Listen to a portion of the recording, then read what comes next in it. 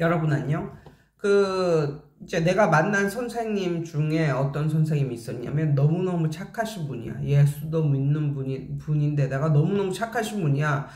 이 분에게는 딜레마가 있는데 이게 뭐냐면 너무너무 공부도 못해. 근데 그것뿐만 아니라 태도도 너무너무 안 좋아. 게을러.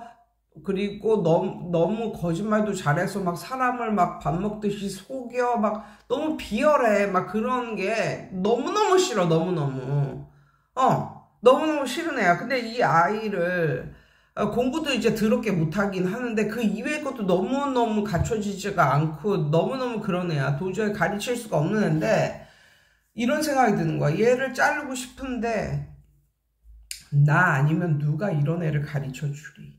이런 생각이 들어서 못 자르는 거야. 그런데 그 애에 대해서 생각을 하면은 측은지심도 생기고 나 아니면 누가 얘를 가르칠 수 있겠는가. 뭐 내가 예수를 믿는 사람인데 뭐 이러면서 가르쳐 줘야 된다는 그런 압박감이 생겨. 그리고 얘에 대해서 생각을 할 때는 그냥 불쌍하고 막 그래. 근데 막상 만나잖아. 막상 만나면은 또 얘나 지금이나 똑같이 그렇게 나쁜 짓을 해대고 막 게으르고 막 거짓말을 하고 막 공부도 더럽게 못하고 공부 시간에 딴 짓 하고 막 이러니까 너무너무 싫은 거야. 그러면서 맨날 이렇게 두 마음이 싸우는 거지. 두 가지 마음이 싸우는 거지. 그 선생님이 그것 때문에 너무너무 괴롭대요.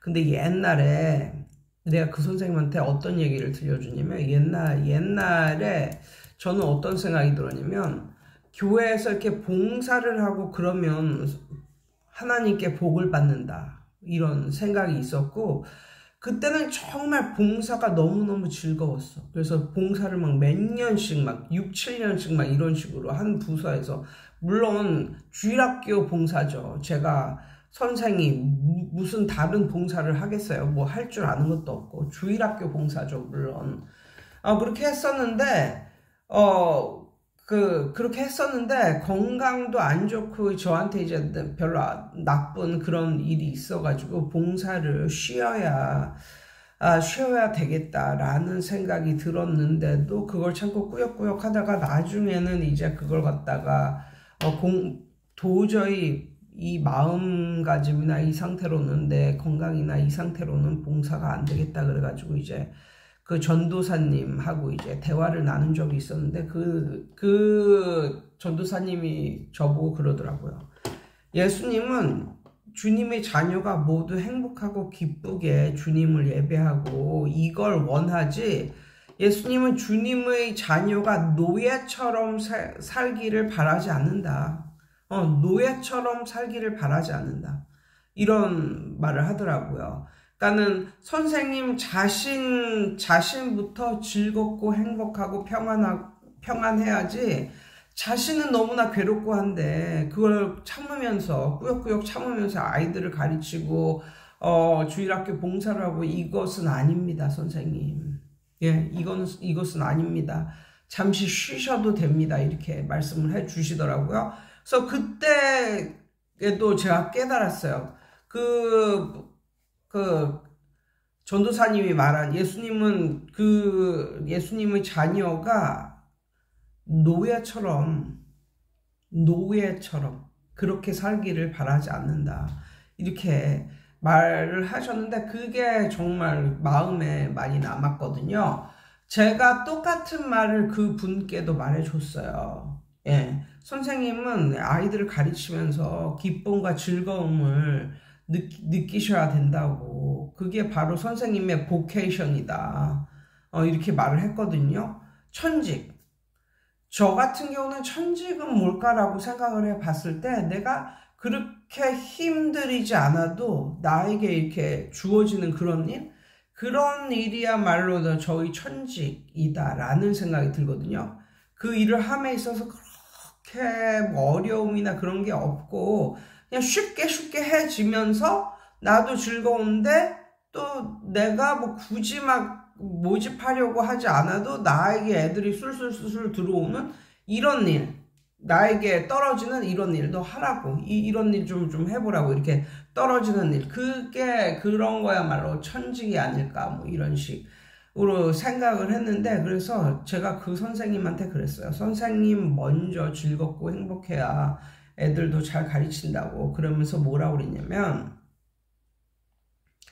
그 아이가 지금 이제 인생의 초반인데 그 아이는 교정을 받을 기회가 필요하다. 교정을 받아야 한다. 그 상태로 그 아이가 계속 그 어떠한 교정도 받지 않고 제재도 받지 않고 그대로 키워진다면 나중이 더 큰 문제다. 나중이 정말 더 큰 문제다. 걔가 이 세상을 살면서 걔의 부모나 선생님 같은 분만 그 주위에 어떻게 있을 수 있겠느냐.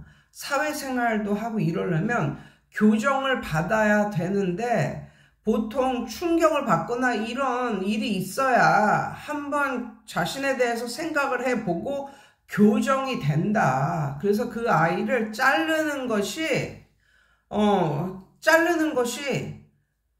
좋다라고 말을 했어. 그런 아이는 가르치지 말아라. 자르는 것이 좋다라고 말을 했고, 그 아이를 위해서 먼저 기도를 하고 선생님의 행복이 그 아이보다 우선이다 라고 말을 하고, 그 아이를 위해서 기도를 하고